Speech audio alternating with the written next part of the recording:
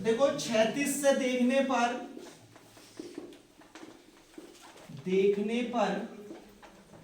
हाँ 36 से देखने पर दृष्टि रेखा क्षैतिज रेखा के साथ दृष्टि रेखा क्षैतिज के साथ जो कोण बनाती है उसको क्या बोलते हैं? अवनमन बोलते क्षैतिज के साथ, है ना, जो कोण बनाती है उसको कौन सा कोण कहते हैं? हैं। उन्नयन अवनमन शायद अवनमन उसने क्या कौन सा कोण बोला है? अवनमन बोला। अवनमन बोला है, अवनमन। अब इसको चेक कर लें अवनमन कोण बोल रहा है कि नहीं। क्षैतिज, क्षैतिज क्या होता है? ये एकदम क्लियर है, या ऐसा हम आड़े में यहाँ खड़े हुए हैं, यहाँ खड़े होके देख रहा है, ये क्षैतिज हो गया हमारा, ठीक है। और क्षैतिज और किसके? दृष्टि रेखा, या यहाँ खड़े होके किसी मीनार को देख रहे हैं, यहां से क्षैतिज और दृष्टि रेखा के मध्य पर ऊपर और नीचे दिया हुआ है कि यहाँ पर सर क्षैतिज के साथ अवनमन कोण बना। सर वो अवनमन नहीं है, अवनयन। अवनमन है। और उन्नयन। सर वही। नहीं सही बोल रहा है, वो सही है, ठीक है। यहाँ पर देखो ये तो सत्य होना चाहिए, ऊपर और नीचे की बात यहाँ पर करना चाहिए इसको, पर हम इसको सत्य लिखना पड़ेगा। आ रहा समझ में? इसको सत्य लिखेंगे। हाँ, अगला क्वेश्चन है हमारा, एक किनारे पर बेलनाकार बनाई गई पेंसिल एक शंकु और एक बेलन का संयोजन है। आप देख रहे हैं यहाँ पर, ये तुम्हारे जो अभी पीडीएफ आई थी, है ना, ठीक है, स्कूल में, उसमें से उठाया हुआ क्वेश्चन, एक आध क्वेश्चन ऐसे वाला इस साल देखने को हमको मिलेगा। तो यहाँ पर बोल रहा है कि एक पेंसिल बनाई गई, पेंसिल तो ऐसी रहती है, पर वो हम क्लियरली देख रहे, शंकु भी बोला क्या उसने? हाँ, एक पेंसिल शंकु और एक बेलन का संयोजन है। संयोजन है, तो पेंसिल सत्य है क्या? असत्य है? सत्य। पेंसिल में नोक होती है ना ऐसी, तो यहाँ पर सत्य कर देंगे। पेंसिल, पेंसिल जो होती है दो चीजों से मिलके बनी होती है भाई, एक तो बेलन से ऐसी टोपी पहनाए और ये इस तरीके से, ठीक है, आ रहा समझ में? तो सत्य लिख देंगे इसको। अगला क्वेश्चन, किसी घटना की प्रायिकता एक से अधिक नहीं होती। एक से अधिक होती क्या? नहीं, नहीं सर नहीं। प्रायिकता एक से अधिक, प्रायिकता एक से अधिक होती क्या? नहीं होती। एक तक हो सकती है, तो ये हो जाएगा असत्य हो जाएगा। प्रायिकता का मान 0 से बड़ा और 0 के बराबर भी हो सकता है, और साथ में 1 से छोटा और 1 के बराबर होता है। ये हमको ध्यान रखना है। हाईएस्ट मान और लोएस्ट मान दशमलव में देखेंगे तो 1 दशमलव समथिंग कुछ भी नहीं होगा, 1 से छोटा ही होगा। अगला क्वेश्चन, हो गई। अब देखो आगे हम करेंगे आगे के क्वेश्चन।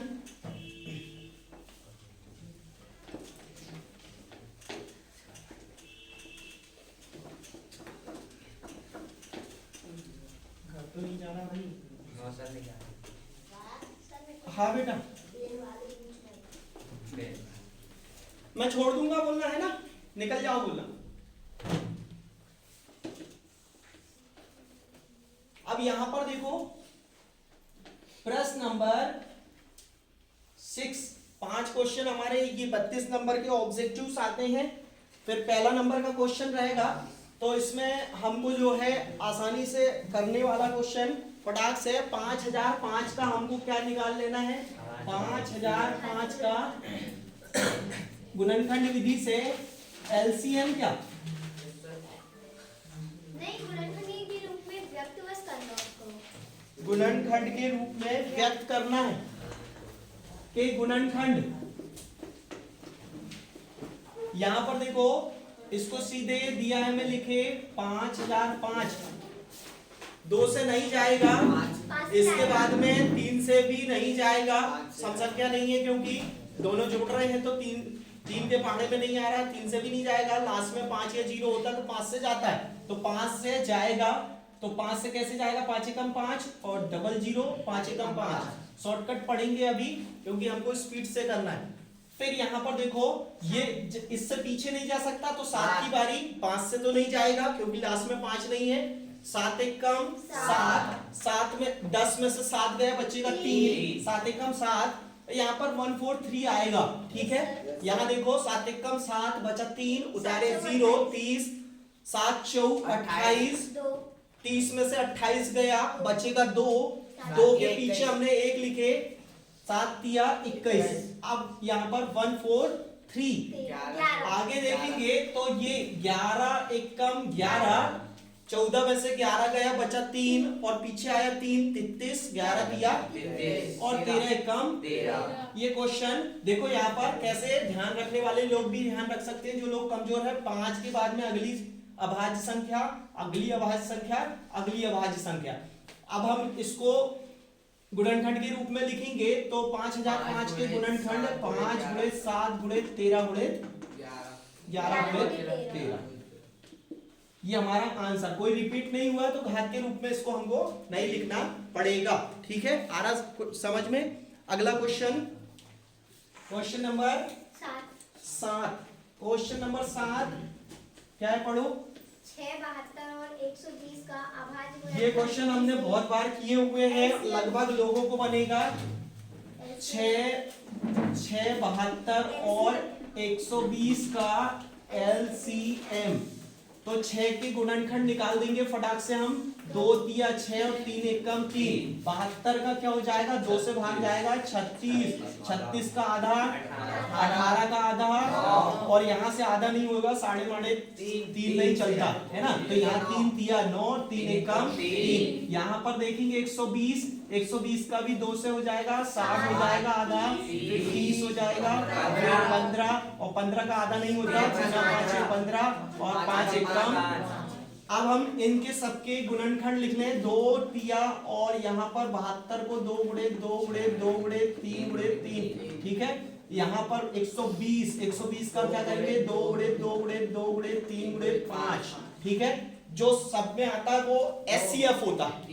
इसका SCF पूछा जाएगा तो 2 भी आ रहा है और 3 भी आ रहा है, तो 2 तिया 6 SCF होता। पर हमको क्या पूछा है, LCM में सभी डिजिट्स पूरी होती है ना, तो LCM लिखें। इसके LCM लिखने के लिए पहले हमको क्या करना चाहिए, जो सबसे अधिकतम बार आया है, 2 भी है, 3 भी है और 5 भी है, पहले तो इसको लिख लें।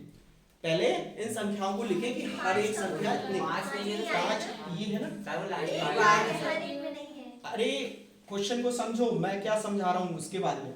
अभी हम LCM निकाल रहे हैं, जो कहीं भी होगा वो वहां आंसर में दिखेगा। तो ये 3 संख्याएं दिखाई दे रही, पहले लिखे। अब यहाँ पर हम इसको अगर घातों के रूप में लिख लें तो हमारे लिए आसान हो जाएगा। इसकी घात 3, इसकी घात 2, 2 की घात 3, 3 गुणे 5। ठीक, अब यहां पर देखें अधिकतम बार 2 आया है 3 बार, और 3 आया है 2 बार, और 5 तो सिंगल टर्म में आया। बस ऐसे लिखेंगे इसको जब बनेगा, नहीं तो SCF तरफ आधा SCF आधा LCM आया दिमाग में, गलत हो जाएगा। तो इसका गुणा 8 होता है, 2 गुणे 2 गुणे 2 3 बार, 3 तिया 9 होता है और 5, तो यहाँ पर आंसर 420 आएगा क्या? यहाँ पर देखो 9 पन्ना 45 और 8 का गुणा करेंगे, 8 पन्ना 40, हासिल के 4, 8 चौक 32 और 4 36, 360 है ना। ठीक है, याददाश्त पे नहीं जाना, ये गणित है, याददाश्त पे हम भी जाएंगे तो फेल हो जाएंगे। तो ये क्वेश्चन हम का हो गया, क्या हमारा आंसर हो गया। अगला क्वेश्चन देखेंगे 7वां के बाद में 8वां क्वेश्चन, क्वेश्चन नंबर 8। द्विघात बहुपद x² - 2x 8 के सर LCM तो साथ में निकालते हैं सर। साथ में पूछना चाहिए, ऐसे क्वेश्चन में जो पूछता है वो निकालना पड़ता है। कौन सी क्लास पढ़ रहे हैं? चलो यहाँ पर अगला प्रश्न नंबर 8। प्रश्न नंबर 8 का क्या पूछा है, बोलो। x² - 2x - 8 के शून्य ज्ञात कीजिए। x² - 2x - 8 के शून्यक, तो इसके हमको क्या निकालना है, शून्यक निकालना है। तो प्रश्न में शून्यक दिया हुआ है हमको, शून्यक है यानी कि उसकी उत्पत्ति किससे हुई है, शून्य से हुई है, इसलिए उसका नाम क्या पड़ा, शून्यक। x के मान को ही शून्यक कहते हैं, और 4 अध्याय में जाते हैं तो मूल कहते हैं। समीकरण के मूल होते हैं और बहुपद के शून्यक होते हैं। वर्ग बहुपद की घात कितनी होती है, 2, और 2 घात वाले बहुपद को द्विघाती बहुपद कहते हैं। ये बहुत इंपॉर्टेंट ऑब्जेक्टिव के लिए है। और अल्फा इंटू बीटा बराबर c बटे a और अल्फा प्लस बीटा बराबर माइनस b बटे a। तो यहाँ पर देखो ये नंबर हमारे लिए काम का होता है, ध्यान से स्पीड से देखेंगे। यहाँ सेकंड लास्ट का चिन्ह बीच में लिखते हैं, बाकी जो डिजिट गोले के अलावा है उसको पूरी लिखेंगे हम ऐसे, ठीक है। फिर हमको देखना है भाई यहाँ पर कि कौन सी ऐसी डिजिट है जिनको माइनस करने पर हमको 4 प्लस का 4 इसको नहीं देखना, ठीक है। प्लस में संख्या आती है तो हम हमेशा बड़ी में से छोटी पहाड़ा देखेंगे पहले, जिसमें 8 बन जाता है, 4 दूनी 8, तो 4 में से 2 जाएगा तो 2 बचेगा। अब x को अंदर लेके आएंगे हम, तो ये हो जाएगा 4x माइनस 2x कोष्टक पर 8।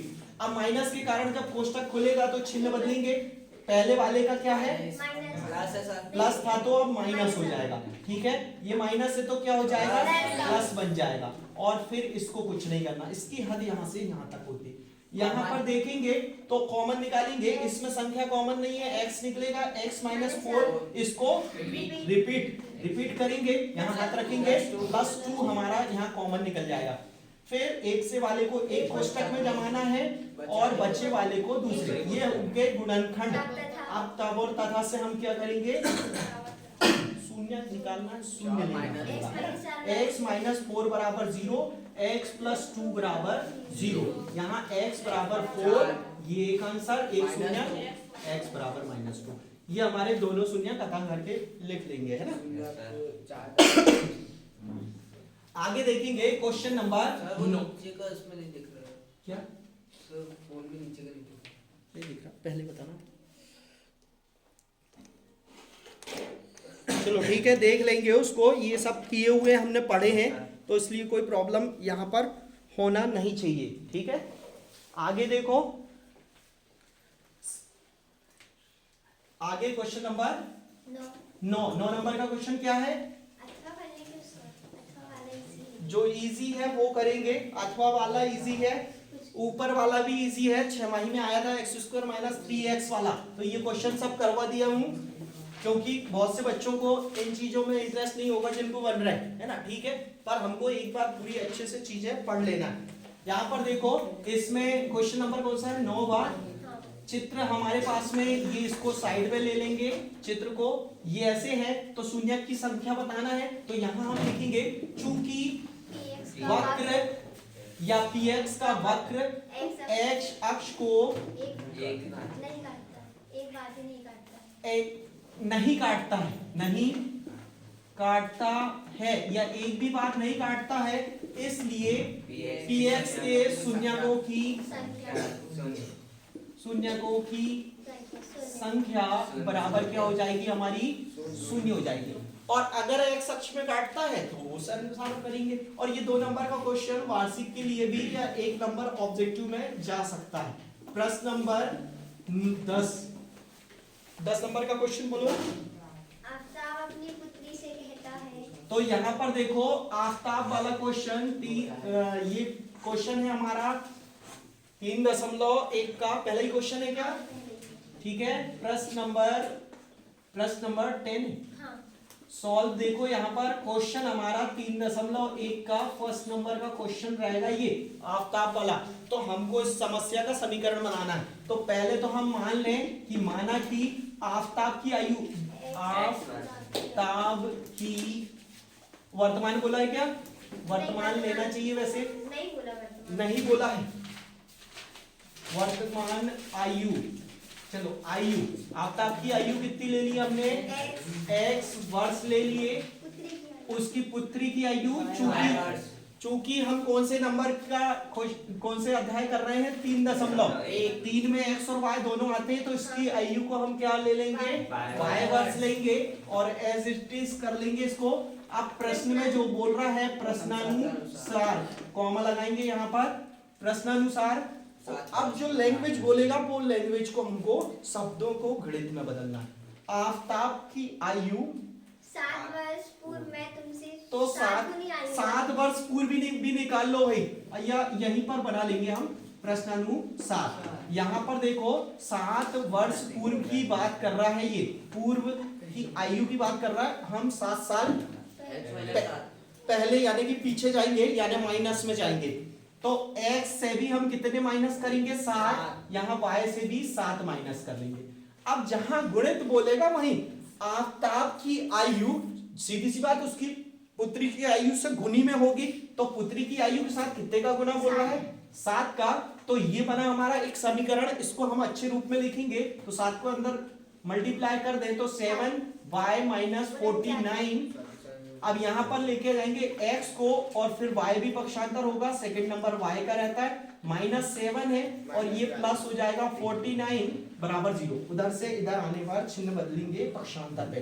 अब यहाँ x माइनस 7y यहाँ पर प्लस माइनस करेंगे तो क्या हो जाएगा प्लस का 42 प्लस 42 होगा।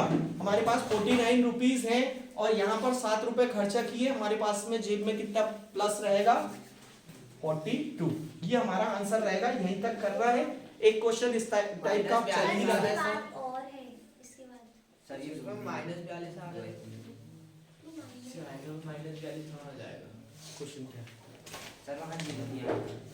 एक सेकंड बेटा, क्वेश्चन के अनुसार क्वेश्चन बदलता है, आंसर बदलता है।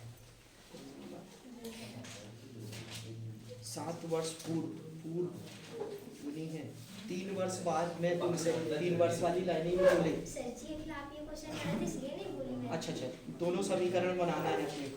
मैं चाहूंगा इस स्थिति में बीजगणितीय एवं ग्राफी रूप में व्यक्त कीजिए। ठीक है, ग्राफी रूप पूछ लिया है ना। अब 3 वर्ष एक तो हमारा ये सेंटेंस हो गया 1 नंबर। आप सेकंड नंबर देखेंगे है ना, इसी में 3 वर्ष बाद की कहानी बता रहा है वो। तो 3 वर्ष बाद में तो यहाँ पर प्रथम शर्त और द्वितीय शर्त कर लेना। प्रथम शर्तानुसार, जब पहली और दूसरी रहती है तो प्रथम शर्तानुसार, और सेकंड शर्त 3 वर्ष किसके लिए बनी हुई है बाद, 3 वर्ष बाद, यानी कि 3 वर्ष क्या करेंगे प्लस करेंगे। आ रहा समझ में?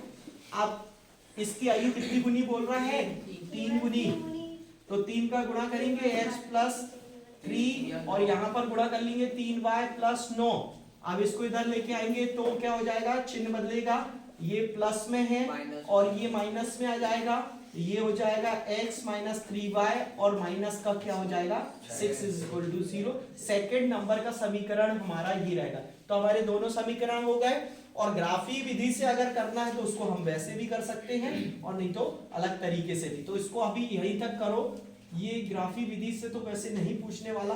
हालांकि हमारा पहला समीकरण क्या आया था, x प्लस क्या आया था 7y plus 42 is equal to 0। और ये क्या आ रहा है, ये आ रहा है हमारा, इसको 42 को चाहे तो इधर भी माइनस कर सकते हैं, इधर भी प्लस में कर सकते हैं, दोनों तरीके हैं लिखने के। Minus 3y minus 6 equal to 0। आप देखो ये ग्राफी विधि में कई बार ग्राफ में रखने विखने में दिक्कत जाती है। अपनी को x और y की मान निकाल पहले लेना चाहिए। कौन सी विधि से, विलोपन विधि से। तो ये दोनों माइनस हो जाएंगे, यहाँ पर घटाएंगे तो ये माइनस का क्या हो जाएगा plus, 7 3 10, 10y is equal to क्या हो जाएगा हमारा, ये यहाँ पर माइनस का प्लस, तो 42 और 6 कितने हो जाएंगे 48। 48 को उधर जब ले जाएंगे तो ये क्या हो जाएगा, कुछ गड़बड़ तो नहीं हो रहा आज ऐसा लग रहा है। तो यहाँ 10 माइनस में आएगा सर। हाँ 7 माइनस 2 x माइनस 7y। चलो इसको जरा देख लेंगे क्योंकि टाइम की कमी है ना। ठीक है, तो अगला क्वेश्चन देखेंगे। नंबर कौन सा है, हाँ थोड़ा मिस्टेक हो रही है लगता है वो है ना स्पीड से। अब यहाँ पर देखो अगला क्वेश्चन, अथवा वाला k का मान ज्ञात कीजिए जिसके 2 मूल बराबर हैं। 2 मूल बराबर है यानी अल्फा भी बीटा रहेगा और बीटा भी अल्फा रहेगा। अल्फा और बीटा कैसे हो जाएंगे बराबर। टाइम कितना हुआ देखो जरा, 8:30